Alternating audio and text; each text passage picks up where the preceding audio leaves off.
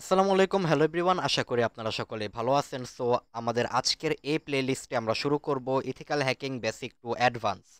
তো এই যে প্লে লিস্ট আমরা শুরু করতেছি, এই প্লে লিস্ট শেখা যদি আপনি শেষ করেন, আশা করি আপনি ইথিক্যাল হ্যাকিং এর একদম বেসিক থেকে অ্যাডভান্স অনেক কিছু আপনি জানতে পারবেন, যেগুলো অন্যান্য লোক, এমনও লোক আছে তারা পেইডও করায়। তো পেইড অনেক কিছুই আছে।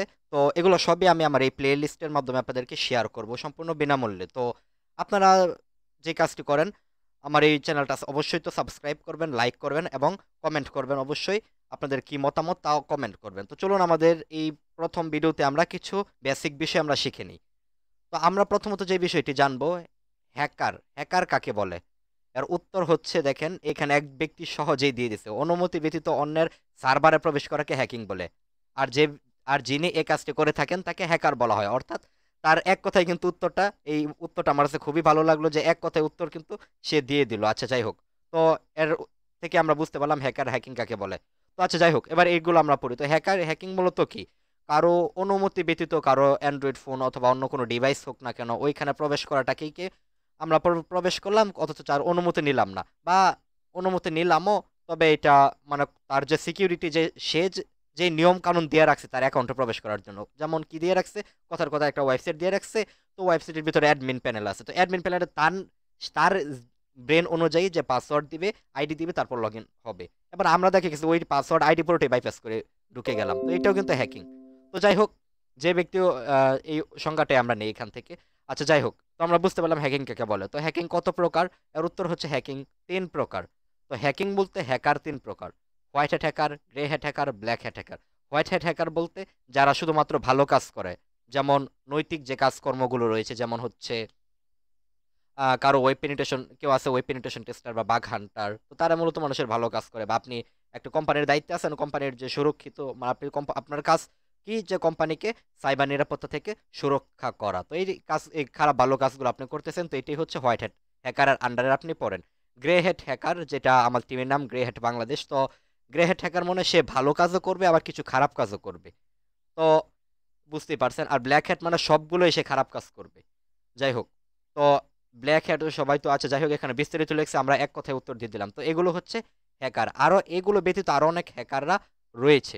তো তার মধ্যে কয়েকটা আমি বলে দিই। তার মধ্যে হচ্ছে, এগুলো হচ্ছে ভাইরাসের নাম। তো স্ক্রিপ্ট কেডি হ্যাকার, এরা মূলত হচ্ছে, এরা প্রকৃতভাবে হ্যাকার নয়, এরা হচ্ছে অন্য মানুষের তৈরি করা টুলস দিয়ে নিজেরা কাজ করে। যেমন একটা টুল আপনি, কথার কথা মনে করেন, আমি জাস্ট একটা উদাহরণ দিচ্ছি, আমি কিন্তু এখনো এত এক্সপার্ট পর্যায়ে যাইনি, আল্লাহর রহমতে ইনশাল্লাহ যাবো। যাই হোক, তো মনে করেন আমি একটা টুল তৈরি করলাম বা একটা স্ক্রিপ্ট লিখলাম। হ্যাঁ, স্ক্রিপ্ট তো মনে করেন আমি স্ক্রিপ্ট কিন্তু আমি লিখতে পারি। তো আমি একটা স্ক্রিপ্ট লিখলাম, এখন অন্য আরেক ব্যক্তি সেইটা ব্যবহার করে হ্যাকিং করতেছে বা আহ, কাজগুলো আমার টুলের মাধ্যমে সে কাজগুলো চালাই দিতেছে, তো তাকে বলা হয় হচ্ছে স্ক্রিপ্ট কেডি হ্যাকার। তারপর হচ্ছে ক্র্যাকার। ক্র্যাকার হচ্ছে ওই সমস্ত হ্যাকারদের বলা হয় মূলত, এরা হচ্ছে ব্ল্যাক হ্যাট হ্যাকারের আন্ডারেই পড়ে। তো ক্র্যাকারদের কাজ হচ্ছে বিভিন্ন আইডি ক্র্যাক করা, অর্থাৎ যদি আমি সংক্ষিপ্ত বলি, ব্রুট ফোর্স অ্যাটাকের মাধ্যমে। যেমন তাদের কাছে অনেক প্রকার প্রক্সি থাকবে, কম্বো লিস্ট থাকবে। কম্বো লিস্ট হচ্ছে ইউজার নেম এবং পাসওয়ার্ডের একটা সমন্বয়, একটা ওয়ার্ড লিস্টের মতো বলতে পারেন। তো এরকম এক পাশে ইউজার নেম, আরেক পাশে পাসওয়ার্ড, একটা মাঝখানে কোলন চিহ্ন দিয়ে দেওয়া থাকবে। তো এরকম হাজার হাজার তারা ট্রাই করবে। এখন 1 কোটি যদি ট্রাই করে, একটা দুইটা বা 10-12টা তো রিয়েল অ্যাকাউন্ট পাবেই, তো ওইগুলো দিয়ে তারা কাজ চালায় দেয়। তো এগুলো হচ্ছে ক্র্যাকার। এরপরে হচ্ছে স্ক্রিপ্ট কেটে রয়েছে, এরপরে হচ্ছে নুব হ্যাকার। যারা মূলত হ্যাকিং শিখতেছে তারা নুব হ্যাকার। আপনারা যেহেতু বর্তমানে হ্যাকিং শিখতেছেন, আপনারা হচ্ছে হোয়াইট হ্যাট হ্যাকার পাশাপাশি নুব হ্যাকারের আন্ডারেও কিন্তু পড়েন। তো এই প্লেলিস্ট আমি এখানে শেষ করছি। তো হ্যাকার হ্যাকিং সম্পর্কে আশা করি জানা হয়ে গেল। তো এটা হচ্ছে একটি সংস্থা, সিইএইচ বা সার্টিফাইড ইথিক্যাল হ্যাকিং। তো এর এই সংস্থা হচ্ছে পুরো পৃথিবীতে আপনাকে হ্যাকিং এর উপর একটি সার্টিফিকেট প্রদান করে, যেটা পুরো পৃথিবীর ভিতরেই মূল্যায়ন করে। তো এখান থেকে আপনি চাইলে হ্যাকিং শিখতে পারেন, তবে এটার মূল্য অনেক বেশি, মোটামুটি অনেক, মানে হাই, মানে আমাদের বাংলাদেশিদের মতো অনেক হাই একটা মূল্য কিন্তু তাদেরকে দিয়ে, তাদের এখান থেকে তারা এখানে 20টা, সাধারণত 20টা বিষয় থাকে, ওইগুলা একদম ফুল বিষয়গুলো আপনাকে শিখিয়ে একটা পরীক্ষা নেবে। পরীক্ষা নেওয়ার পর কিন্তু আপনাকে সার্টিফিকেট প্রোভাইড করবে। তো এটা হচ্ছে সার্টিফাইড ইথিক্যাল হ্যাকিং। তো আপনারা এগুলো জাস্ট একটু ঘুরে ফিরে দেখতে পারেন। এই যে সিইএইচ, তাদের এখানে অনেকগুলো কোর্সের বিষয়গুলো আছে, যেমন সিইএইচ মানে সার্টিফাইড ইথিক্যাল হ্যাকার। এরপর হচ্ছে সিপিইএইচ মানে হচ্ছে সার্টিফাইড পেনিটেশন টেস্টিং প্রফেশনাল, মানে ওয়েব পেনিটেশন টেস্টিং, মানে মোট কথা পেনিটেশন টেস্টিং এর কাজগুলো তারা একদম শিখিয়ে স্যারে। এরপরে হচ্ছে সার্টিফাইড হ্যাকিং ফরেনসিক, মানে ফরেনসিক যে ডিজিটাল মানে ফরেনসিক হচ্ছে কোনো একটি ওয়েবসাইটের বিভিন্ন তথ্য বা এই টাইপের অনেক কিছু বের করা আর কি, যেমন ডার্ক ওয়েব বা আইওটি এই টাইপের বিভিন্ন তথ্য নিয়ে তারা কাজ করে। তো এটা হচ্ছে ডিজিটাল ফরেনসিক। তো এবার আমরা 2 নাম্বার পেজে যদি যাই, আচ্ছা 2 নাম্বার পেজে এরকম আরো অনেক বিষয়গুলো আছে, আপনারা এগুলা খুব আহামরি প্রয়োজন নাই আমাদের কোর্সে, জাস্ট জেনে রাখি। তো আশা করি হ্যাকিং কাকে বলে এবং হ্যাকিং এর একটা সংস্থা সিইএইচ অর্থাৎ সার্টিফাইড ইথিক্যাল হ্যাকিং সম্পর্কে আমরা জানতে পারলাম। তো এবার এই ভিডিওতে আমরা জানবো একটি নেটওয়ার্ক কিভাবে কাজ করে। তো নেটওয়ার্ক এটা হচ্ছে আইএসপি অর্থাৎ ইন্টারনেট সার্ভিস প্রোভাইডার। যেমন এটা হচ্ছে একটা ওয়াইফাই রাউটার, যেমন টিপি লিঙ্ক বা টেন্ডা আপনি যে রাউটারটি ব্যবহার করেন না কেন। তো এক কাজ করেন, দেখেন টেন্ডা রাউটারের আন্ডারে কিন্তু একটা কম্পিউটার কানেক্ট, একটা প্রিন্টার কানেক্ট হয়েছে, একটা ইথারনেট এখানে কানেক্ট হয়েছে এবং একটা স্মার্টফোন ওয়াইফের মাধ্যমে কানেক্ট হয়েছে এবং এই ল্যাপটপটা ওয়াইফের মাধ্যমে কানেক্ট হয়েছে। এবার একটা প্রশ্ন করতে পারেন, ভাই আপনি তো দেখাইলেন তারের মাধ্যমে কম্পিউটার, তারের মাধ্যমে প্রিন্টার, তারের মাধ্যমে ইথারনেট, তারের মাধ্যমে ডেস্কটপ, বাট এই ল্যাপটপ কি দোষ করছে, সে কেন তার তার দিয়ে হইতে পারলো না? এর উত্তরটা খুবই ইজি, কারণ আপনি যদি একটি রাউটারের একটু পিছন দিয়ে দেখেন তাহলে দেখবেন রাউটারের যে পোর্টটা আছে ল্যান পোর্ট, সম্ভবত 3 থেকে 4টা বা এরও ঊর্ধ্বে কিন্তু ল্যান্ড পোর্ট থাকবে। তো এর থেকে প্রথম যে ল্যান্ড পোর্ট আছে, মানে একটা পোর্টের নাম হচ্ছে ওয়ান, এখানে হচ্ছে আইএসপি যে ল্যান্ড পোর্টটা দেয়, মানে ইন্টারনেট আইএসপি মানে ইন্টারনেট সার্ভিস প্রোভাইডার যে তারটা দেয় ওই তারটা হবে ওয়ান পোর্টে, আর বাকি 3 থেকে 4টা থাকবে ল্যান্ড পোর্ট। ওই ল্যান্ড পোর্ট দিয়ে রাখছে হচ্ছে আপনি ওই রাউটারের সঙ্গে তারের মাধ্যমে কানেক্ট হওয়ার জন্য, যার মাধ্যমে খুবই ভালো মানের কিন্তু একটা নেটওয়ার্ক স্পিড আমরা পেয়ে থাকি। এই জন্য এই কম্পিউটারটা ল্যান্ড পোর্টের মাধ্যমে কানেক্ট করছে। তো ল্যান্ড পোর্ট আমি একটু দেখিয়ে দিচ্ছি আপনাদেরকে, ল্যান্ডপোর্ট।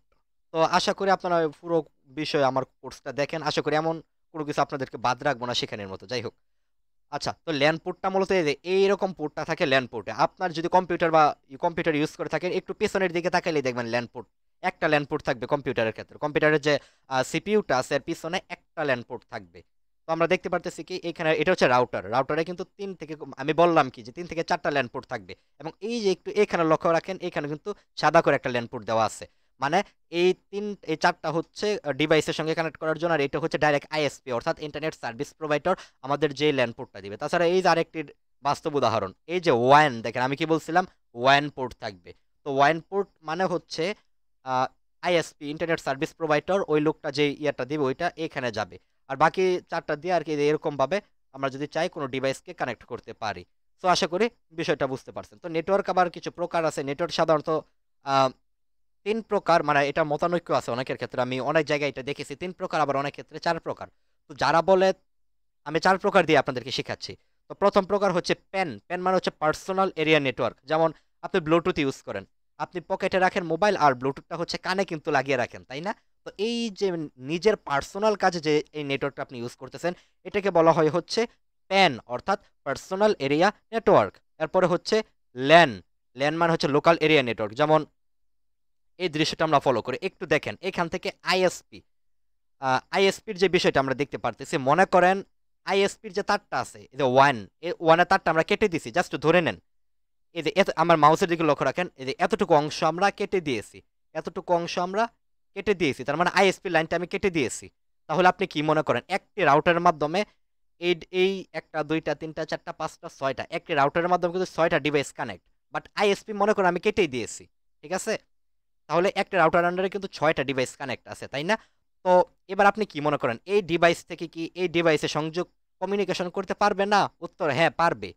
এজন্য এই যে এখানে যে 6টা ডিভাইস যে একে অপরের সঙ্গে কিন্তু কমিউনিকেশন করতে পারবে, এখানে যে নেটওয়ার্কটা ব্যবহার হইতেছে এটাকে বলা হয় ল্যান বা লোকাল এরিয়া নেটওয়ার্ক।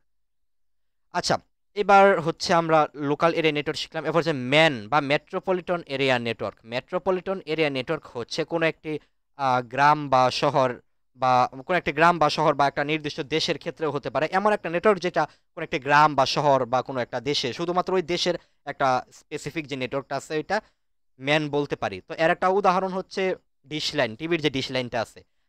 যেমন আপনি থাকেন হচ্ছে কথার কথা গাজীপুর, আপনার বন্ধু থাকে কথার কথা রাজশাহী, আপনার বন্ধুর নাম হচ্ছে মনে করেন আব্দুল্লাহ। তো আপনার টিভিতে যেই কয়েকটা চ্যানেল দেখাবে তার এখানে কিন্তু ওই কয়টা চ্যানেল আসবে না, একটু কম বেশি হতে পারে। বা যেমন আপনার এখানে চ্যানেল একই সময়ে যেই মানে চ্যানেল মানে এই দুইটা কিন্তু আলাদা আলাদা ডিফারেন্ট নেটওয়ার্কের আন্ডারে মূলত কাজ করে থাকে। তো এটা হচ্ছে আমরা ম্যান দিতে পারি। আর ওয়ান মানে হচ্ছে পুরো পৃথিবীতে যেটা কাজ করে, যেমন facebook.com বা google.com বা আমাদের যে ওয়েবসাইট আছে greyheadvideo.xyz, এটাও কিন্তু ওয়ান মানে যেই ওই সমস্ত নেটওয়ার্ক যেটা পুরো, আচ্ছা, যেটা পুরো পৃথিবীতে কাজ করে, এটা হচ্ছে ওয়ান বা ওয়েড এরিয়া নেটওয়ার্ক। তো আমরা বুঝতে পারলাম টাইপ অফ নেটওয়ার্ক সম্পর্কে। আচ্ছা, এখানে আরেকটা বিষয় আমি বোঝাই আইপি নিয়ে। আইপি মানে হচ্ছে ইন্টারনেট প্রোটোকল। আমি একটু আইপির বিস্তারিত আপনাকে বলি। তো এক ভিডিওতে আমি অনেক বেশি একদম বেসিক কিছু শেখানোর চেষ্টা করতেছি। আচ্ছা, আমি একটু, আচ্ছা, এই পিকটা আমি এখানে নিলাম আপনাদেরকে বোঝানোর জন্য। এবং আইপি এর পুনরূপ হচ্ছে ইন্টারনেট প্রোটোকল। তো আইপি আরো কয়েকটা আমি পিক আপনাদেরকে দিয়ে, এই যে এখানে একটা খুবই ভালো একটা উদাহরণ দিয়েছে তারা। আচ্ছা, এই পিকটাকে রান করি। তো আইপি, হোয়াট ইজ আইপি?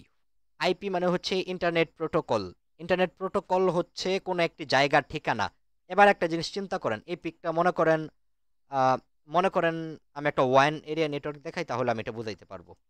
আমি যদি আপনাকে দেখাই যে ওয়ান নেটওয়ার্ক, ওয়ান নেটওয়ার্ক,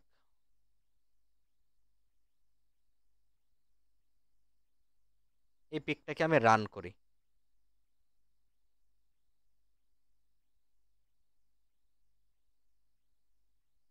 আচ্ছা, এই যে একটা দৃশ্য দেখতেছেন আপনি, তাই না? এই দৃশ্যের আন্ডারে একটু খেয়াল করেন, এটা কি হচ্ছে কি একটা ওয়ান নেটওয়ার্ক মানে পুরো পৃথিবীতে কাজ করতেছে। এবার মনে করেন আমি চাইতেছি কি যে, পিকটা একটু ঝাপসা ঝাপসা কেন,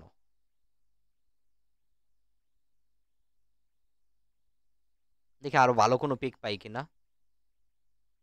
আচ্ছা, এবার এটাও তো ঝাপসা, কি পিক তৈরি করলো ওরা।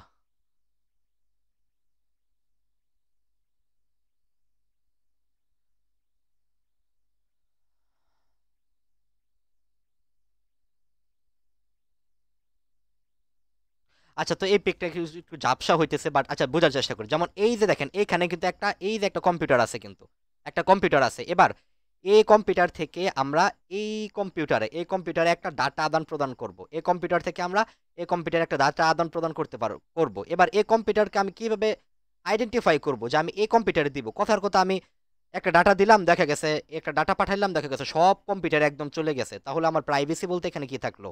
এবার এই কম্পিউটার থেকে আমরা এই কম্পিউটারে যে ডাটাটা পাঠাবো, এবার আমাকে তো চিহ্নিত করতে হবে যে আমরা এই কম্পিউটার থেকে ওই কম্পিউটারে, কিন্তু ওই যে কম্পিউটারটা আছে, যেমন পুরো পৃথিবীর ভিতরে কোটি মানে বিলিয়ন বিলিয়ন প্রচুর পরিমাণে কম্পিউটার আছে। এবার আমার এবার এতগুলো কম্পিউটারের ভিতর আমার কম্পিউটারটাকে আমি কিভাবে আইডেন্টিফাই করব যে আমি ওই কম্পিউটারেই একমাত্র তথ্যটা পাঠাবো, তাই না? তো এটা জানার জন্যই আমরা ইন্টারনেট প্রোটোকল ইউজ করি। তাহলে এই কম্পিউটারে একটা আইপি থাকে।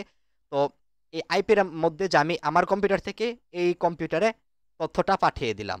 সো এটা হচ্ছে আমরা, হ্যাঁ, ইয়ার মাধ্যমে পাঠাতে পারি, আইপির মাধ্যমে আমরা আইডেন্টিফাই করতে পারি। আইপি হচ্ছে একটি জায়গার মানে, যেমন আমাদের একটা জায়গা আছে না, যেমন মনে করেন গাজীপুরের ভিতরে একটা জায়গা আছে, গাজীপুরের ভিতরে হচ্ছে কাপাসিয়া আছে, কাপাসিয়া কিন্তু একটা জায়গা। আবার কাপাসিয়ার ভিতরে হচ্ছে আহ আর অনেক অনেক জায়গা আছে, যেমন হচ্ছে হাতির দিয়ে আছে, বা আর অনেক জায়গা আছে। কিন্তু তো এরকম একটা জায়গাকে আইডেন্টিফাই করার জন্য কিন্তু, হ্যাঁ, আমরা উম, মানে নাম ব্যবহার করে থাকি। যেমন হচ্ছে হাতির দিয়ার ভিতরে যে কোনো একটা জায়গা, সামথিং লাইক দ্যাট। তো এই এই কম্পিউটার থেকে এই কম্পিউটারে যে আমরা ডাটাটা পাঠাবো, তাই না?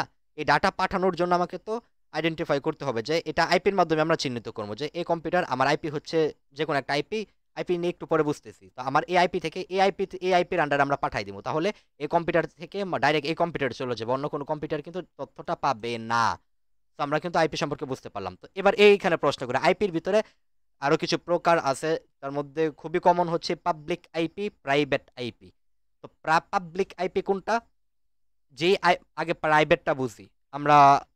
আচ্ছা, হ্যাঁ, আইপি হচ্ছে দুই প্রকার, প্রাইভেট আইপি আর একটা হচ্ছে পাবলিক আইপি। তো এই যে এখানে একটু দেখি, এই যে private IP, dynamic static public. তো আমরা এই পিকটা না, হ্যাঁ এই পিকটাও না, এই পিকটা এই পিকেই দেখি। এই পিকের আন্ডারে কিন্তু দুইটা আইপি আছে, একটু যদি লক্ষ্য করেন, 192.168.1.1। এবার আপনি একটা জিনিস একটু চিন্তা করেন, যদি আপনি টেস্ট না করে থাকেন তাহলে এটা বুঝতে পারবেন না। তবু একটু আমি বলে দেই, আপনি আপনার রাউটারে কানেক্ট হয়েছেন। এবার আপনার রাউটারে অ্যাডমিন প্যানেলটা কি, মানে যেখানে গিয়ে পাসওয়ার্ড বা হচ্ছে নাম পাল্টানো হয়, অ্যাডমিন প্যানেলটা সাধারণত বেশিরভাগ রাউটারের ক্ষেত্রে এইটা থাকে 192.168.0.1, এটা কিন্তু আইপিটা থাকে। এবার এই আইপি দিয়ে আপনি আপনার যে রাউটারে আপনি বর্তমানে কানেক্ট আছেন ওই রাউটারে কিন্তু নাম্বার বা পাসওয়ার্ড সামথিং লাইক দ্যাট পাল্টাতে পারেন। এবার একটা চিন্তা করেন, আপনি আপনার রাউটার থেকে চলে যান, আপনার দূরের একটা বাড়িতে আপনার একটা বন্ধু রাউটারে আপনি কানেক্ট করেন, তার রাউটারে কানেক্ট করে আপনি গুগল ক্রোমে তার রাউটারের আন্ডারে কিন্তু, যেমন আমি আমার কম্পিউটারে দেখে আমি যদি লিখি 192.168.0.1, দেখেন এদের রাউটারের অ্যাডমিন প্যানেল, কিন্তু এখান থেকে কিন্তু রাউটারের পাসওয়ার্ড ইত্যাদি পাল্টানো হয়। তো এইবার একটা লক্ষ্য করেন, এখন যদি আমি এখান থেকে এখান থেকে যদি এবার আমি কথার কথা মনে করেন কোনো ব্যক্তিগত তথ্য দেখাতে চাচ্ছি না, যাই হোক, যেমন এই যে একটা ওয়াইফাই, তো এটা হচ্ছে তার ওয়াইফাই। এবার এখান থেকে যদি আমি এখন একটা পাসওয়ার্ড আমি যদি পাল্টিয়ে ফেলি, এখান থেকে যদি পাসওয়ার্ডটা আমি পাল্টিয়ে ফেলি, তাহলে কিন্তু আমার ওয়াইফাই রাউটারের আন্ডারে পাসওয়ার্ডটা পাল্টে যাবে। এবার আপনি আপনার বন্ধুর রাউটারে কানেক্ট হয়েছেন, আপনার বন্ধুর রাউটারে এই সেম জিনিসটাই লিখবেন, তাহলে দেখবেন আপনার রাউটারে অ্যাক্সেস কিন্তু দিবেন না। এখন এই সেম জিনিস দিয়ে আপনি যখন যাবেন একটা অ্যাডমিন প্যানেল দিবে, এবার ওইখান থেকে যদি পাসওয়ার্ডটা পাল্টায় ফেলেন, তাহলে কিন্তু আপনার বন্ধুর যে রাউটার আছে তার কিন্তু পাসওয়ার্ডটা পাল্টে যাবে। এবার প্রশ্ন, কেন হলো এই কাজটা, তাই না? আমরা তো দুইটি রাউটারের ক্ষেত্রে একটা আইপি ব্যবহার করছি, এই যে এটা কিন্তু একটা আইপি, 4টা ডক মানে হচ্ছে IPv4, এই আইপির ভার্সন হচ্ছে IPv4।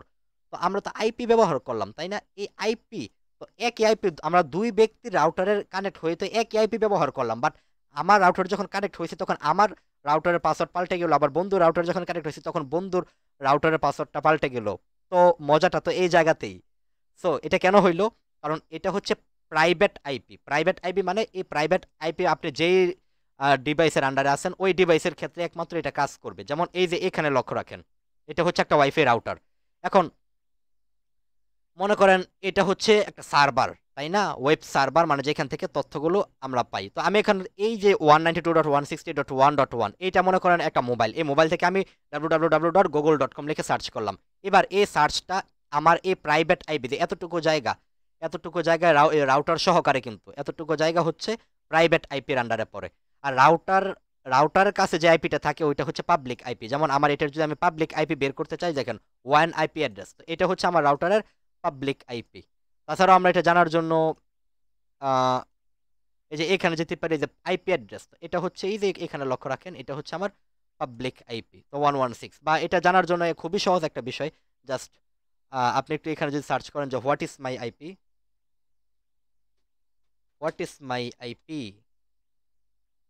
এখানে যদি এই ওয়েবসাইটে যদি আমি যাই তাহলে কিন্তু আমার পাবলিক আইপিটা দেখিয়ে দিবে। তো দেখেন 194,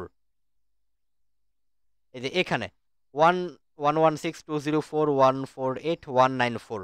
বাট আপনি এবার এখানে দেখেন, এখানে আছে 195, এখানে আছে 194। এখানে আমার শুধুমাত্র আমার রাউটারের ক্ষেত্রে একটু ঝামেলা আছে, ঠিক আছে? আপনাদের রাউটারে কিন্তু দুইটাই সেম দেখাবে, কারণ আমার রাউটারে এটা কিন্তু শেয়ার ইন্টারনেট, আমি যে আমার রাউটারটা ব্যবহার করতেছি আমার রাউটারে কিন্তু আমি তার দিয়ে কানেক্ট করে নিই। মোট কথা শুধুমাত্র আমার ক্ষেত্রে আর কি একটু ঝামেলা আছে। তো আমারটা নিয়ে আপনার চিন্তা করার দরকার নেই, আপনার ক্ষেত্রে দুইটার ক্ষেত্রে কিন্তু সেম একই মিলবে। এখানে যদি 4 থাকে 194, আপনার কম্পিউটারে কিন্তু এখানেও কিন্তু 194ই থাকবে। যাই হোক, তো আশা করি পুরো বিষয়টা বুঝতে পারছেন। তো এটা হচ্ছে আমাদের কি পাবলিক আইপি। তো আমরা পাবলিক আইপি বুঝতে পারলাম। তো এমনই ভাবে এখন মনে করেন আমি এই ডিভাইস থেকে দিলাম www.google.com, তো এই রিকোয়েস্ট কোথায় আসবে? প্রথমে রাউটারে আসবে। তো রাউটার থেকে যাবে ডাইরেক্ট সার্ভারে। সার্ভার যখন ওই ডাটাটা দিবে আমাকে, গুগল যে .com এটা আমি সার্চ করলাম, এর রেসপন্স যখন করবে, রিকোয়েস্ট, আমরা তো google.com এর রিকোয়েস্ট পাঠালাম, তো সার্ভার যখন রেসপন্স করবে ওই রেসপন্সটা আসবে প্রথমে রাউটারের ভিতর, তারপর রাউটার ডাইরেক্ট 192.168.1.1 এই ডিভাইসের আন্ডারে পাঠাই দিবে। তো এই আইপিটাকে হচ্ছে এতটুকুর ভিতরে যেটা চলতেছে এটা হচ্ছে প্রাইভেট আইপি। তো প্রাইভেট, আমি যদি এবার চাই আমার কম্পিউটারের প্রাইভেট আইপিটা কি এটা দেখার জন্য, তাহলে আমি এখানে লিখবো সিএমডি দেন ইন্টার। এবার এখানে আমি লিখবো হচ্ছে আইপি কনফিগ। এবার হচ্ছে আমার এখান থেকে আমার ডিভাইসটা সিলেক্ট করতে হবে। তো আমি এখান থেকে হচ্ছে ইথারনেট, এটা না, আচ্ছা এই যে ওয়ান অ্যাড্রেস নেটওয়ার্ক, এই যে এটা হচ্ছে আমার পাবলিক আইপি 192.168.1.105।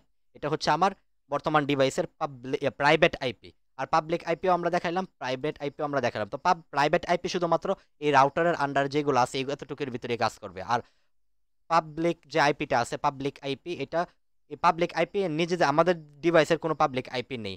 পাবলিক আইপি যেটা ওইটা তো আমাদেরকে আইএসপি, ইন্টারনেট সার্ভিস প্রোভাইডার, অর্থাৎ যার কাছ থেকে ইন্টারনেট নিয়েছি সেই তো আমাদেরকে প্রাইভেট আইপিটা দিয়েছে, তাই না? সো আশা করি বেসিক কিছু হইলেও বুঝতে পারছেন।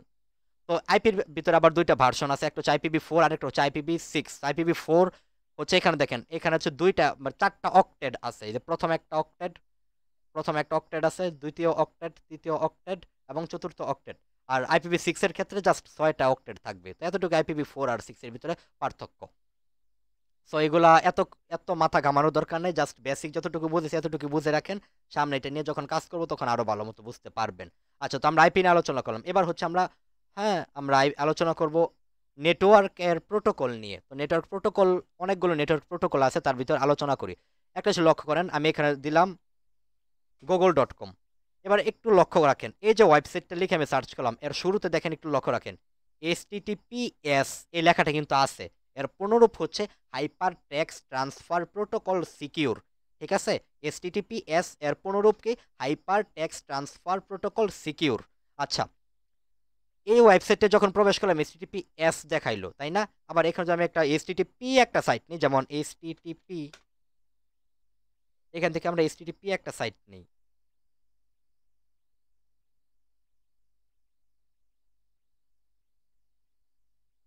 HTTP site.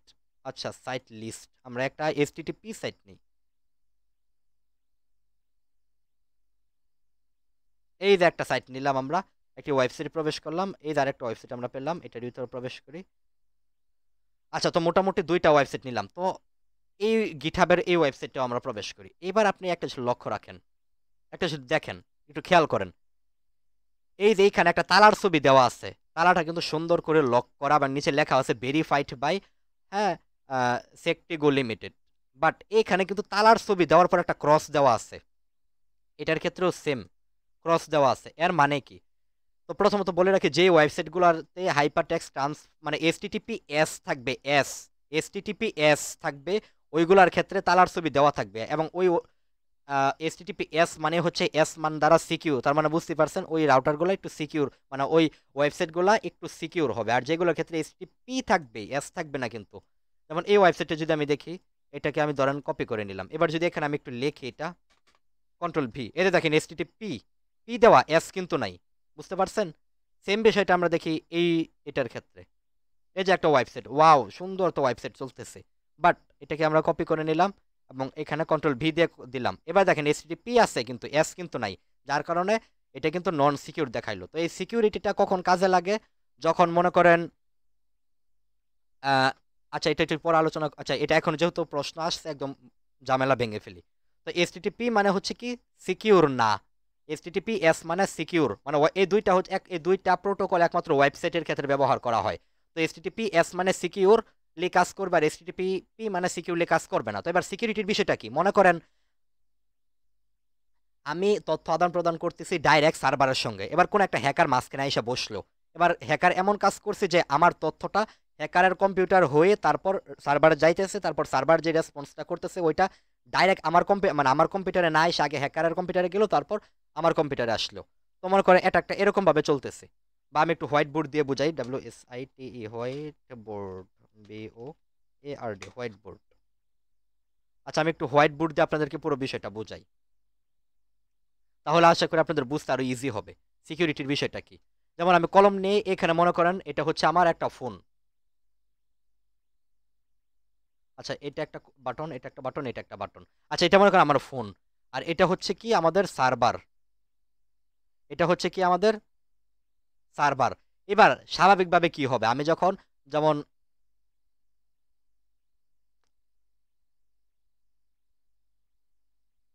www ডট, এটা মনে করেন g.com। তো জি মানে একটু গুগল কষ্ট করে বুঝে নেন, কারণ এত লেখার জায়গা নেই দেখে আমি বুঝাইতে পারতেছি না। তো আপনি মনে করে নেন যে জি মানে হচ্ছে google.com। আচ্ছা যাই হোক, এবার প্রাথমিক অবস্থায় কি হবে, আমি যখন গুগল লিখে সার্চ করলাম, গুগলের সার্ভারের সঙ্গে রিকোয়েস্ট পাঠাইলাম আমি ডাইরেক্ট, আর গুগল কিন্তু আমার সঙ্গে পাঠাই দিল সার্ভারটা, তাই না? এবার মনে করেন এবার এটা কিন্তু সুন্দরভাবে কাজটা চললো। এবার মনে করেন একজন হ্যাকার আসলো, Shit। আচ্ছা, এবার মনে করেন একজন হ্যাকার আসলো এখানে,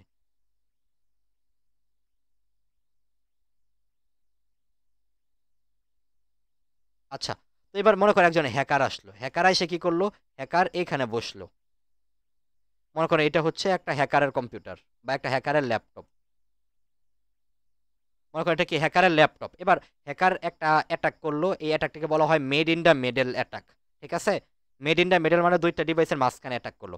তো যার কারণে কি হলো, আমার রিকোয়েস্টটা প্রথমে আসলো এইখানে, তারপর আমি যখন গুগলে প্রবেশ করব তখন আমার রিকোয়েস্টটা ডাইরেক্ট প্রথমে তো এতক্ষণ তো ডাইরেক্ট গুগলে গেল, এবার কিন্তু ডাইরেক্ট গুগলে যাবে না, hacker made in the middle attack করার পর এবার আমার অ্যাটাক প্রথমে যাবে হ্যাকারের ডিভাইসে, তারপর যাবে সার্ভারে, আবার সার্ভার থেকে সেম ভাবে রেসপন্স আগে আসবে হ্যাকারের কম্পিউটারে, এরপরে আসবে আমার যে ডিভাইস আছে ওইখানে। তো এবার এখানে কি হবে, যদি এসটিটিপি সার্ভারগুলো আমি ব্যবহার করি, এসটিটিপি সার্ভার, তাহলে কিন্তু এই যে আমার যে রিকোয়েস্টটা দিলাম, কি কি রিকোয়েস্ট আসলে একদম পরিষ্কারভাবে দেখতে পারলো। যেমন এসটিটিপি একটা সাইটে আমি লগ ইন করলাম, পাসওয়ার্ড দিলাম, ইউজার নেম দিলাম, তাহলে ওই পাসওয়ার্ডটা কিন্তু হ্যাকারের কম্পিউটার ডাইরেক্ট এসে পড়বে।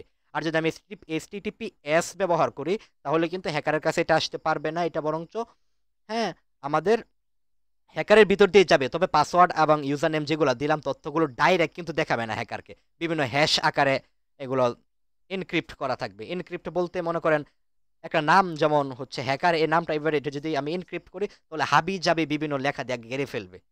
তো এটাকে আবার ডিক্রিপ্ট করা অনেক ঝামেলার একটা বিষয়, তো ওইগুলো হ্যাকারের মানে একদম মানে ধোয়া ছুটে যাবে বাংলা কথা যাকে বলে। তো যাই হোক, এগুলো আমরা পরে নিয়ে আলোচনা করবো বিস্তারিত। তো আশা করি এতটুকু বুঝতে পারছেন। এই জন্য অনেকেই বলে রাখে, বলে যে পাবলিক মানে ফ্রি ওয়াইফাই ব্যবহার না করার জন্য, কারণ ফ্রি ওয়াইফাই যদি একজন হ্যাকার বসে made in the middle attack চালায় তাহলে কিন্তু সমস্ত তথ্যগুলো চলে যাবে। আর ফ্রি ইন্টারনেট ব্যবহার করলেও কমপক্ষে এসটিটিপি সাইটগুলোতে ভিজিট করবেন না। এসটিটিপি এস যেগুলো আছে যেমন ফেসবুক বা গুগল, এগুলো বড় বড় সাইটগুলো কিন্তু এসটিটিপি এস ব্যবহার করে, মানে সিকিউরলি ব্যবহার করে। তো আশা করি বুঝতে পারছেন এই দুইটা, 4 বুঝতে পারছেন এবং 7 বুঝতে পারছেন। এসএমটিপি মানে হচ্ছে ইমেইল আদান প্রদানের জন্য যে সার্ভারটা ব্যবহার করা হয় ওইটা হচ্ছে এসএমটিপি। এফটিপি মানে হচ্ছে শুধুমাত্র ফাইল ট্রান্সফার করার ক্ষেত্রে যেটা ব্যবহার করা হয়, ফাইল। যেমন আমি আপনাকে একটা এফটিপি সার্ভার দেখাই, যেমন এগুলো হচ্ছে এফটিপি সার্ভারের লিস্ট। তো এগুলো ফাইল, বিভিন্ন ফাইল অনেক ক্ষেত্রে আমার লাগে, এই জন্য আমি এটা ব্যবহার করি। তো আমি একটা এফটিপি সার্ভারে প্রবেশ করে দেখাই। আচ্ছা, আমি একটা এফটিপি সার্ভার আপনাকে প্রবেশ করে দেখাচ্ছি। আহ এটা দেখি কাজ করে কিনা। বুকমার্ক, এটা দেখি কাজ করে কিনা। সবই মরছে। আচ্ছা, আমরা আরেকটা সার্ভার নেই এখান থেকে, হচ্ছে সার্ভারটা নেই, কন্ট্রোল সি। এটাও না, এটাও এফটিপি এর আন্ডারে পড়ে না।